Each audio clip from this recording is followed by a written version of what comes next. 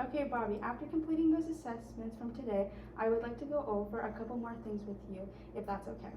Sure, that sounds good. Perfect. Before we continue, is it okay that I talk to you about tobacco cessation? I'll be asking you a couple questions of your daily use, as well as see what kind of stages you're in wanting to quit if you are. That works for me. I'll answer what I can. Thank you, Bobby. From the assessments I saw, I'm seeing a lot of staining on your teeth as well as some redness. So that could look something like this. Okay. Now, I also noticed with the red patches on the roof of your mouth, which I showed you with the mirror while we were going through the intraoral assessments, but this is just another image, just kind of look back if you forgot what it looks like. Oh, okay. What exactly are those? I never really noticed those before today. So those red patches are what we like to call in dental terms petechiae, which they're usually just broken blood vessels that can be anywhere in the mouth, but they're usually seen in the roof of the mouth because it's quite thin tissue there. And it could be from trauma or an infection or even a blood disorder. So those petechiae, as well as the staining on your teeth, could be side effects of your usage of tobacco. Who would have guessed? Guess coffee wasn't an issue at first.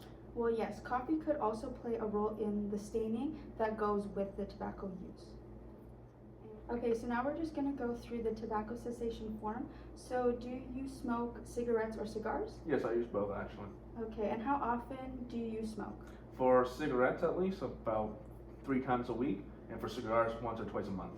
Okay, and then do you use chewing tobacco, oral tobacco, smokeless tobacco, or chews? No, I don't. Okay. Do you use e-cigarettes or vapes? Vape. And how often do you vape? Daily, but I'm unsure how many times a day though.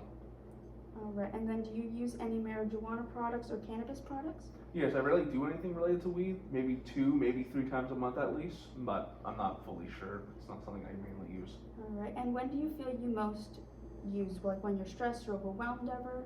I vape constantly when I'm under stress. It helps me calm my nerves and calm me down, so I'm actually on equal playing field with everything else. All right, good to know. So as your student dental hygienist, I would like you to know that the best thing you can do to protect your health of your teeth and gums is to quit smoking or using tobacco. And were you aware of the connection between smoking and periodontal disease? No, I'm not. Okay, would you be interested to learn more about that? Thank you, and no thank you. I don't plan on stopping anytime soon as it's not necessary at the moment. A little difficult to drop that kind of habit. I don't really care for these diseases. It's not going to hit me right now.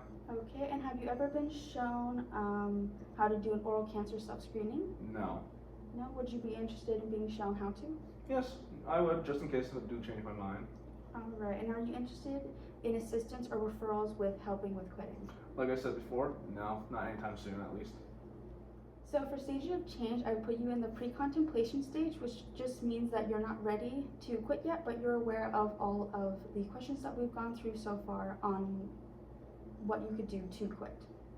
So what I've gathered is that you're not interested in wanting to quit at the moment, but you are interested in doing oral cancer self-screening, which we can definitely do in future.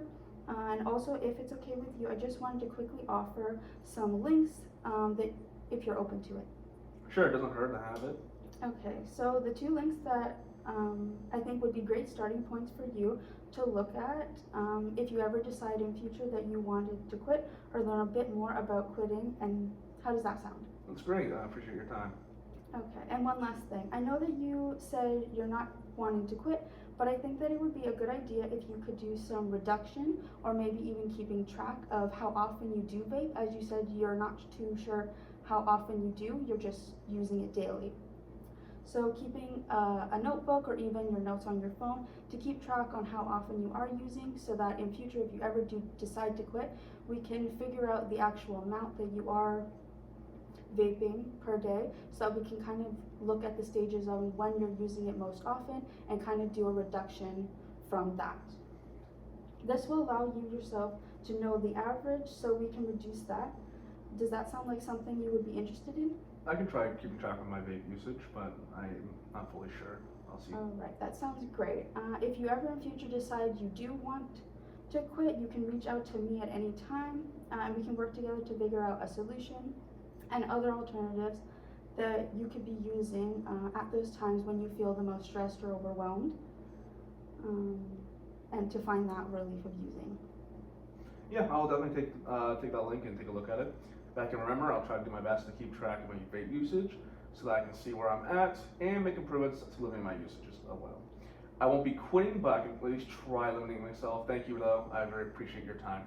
Thank you. Alright, thank you. And I'll definitely email you those links, or I can even print you off a copy and you can get them at the front desk before you leave today. Perfect. I'm excited to see that. Alright.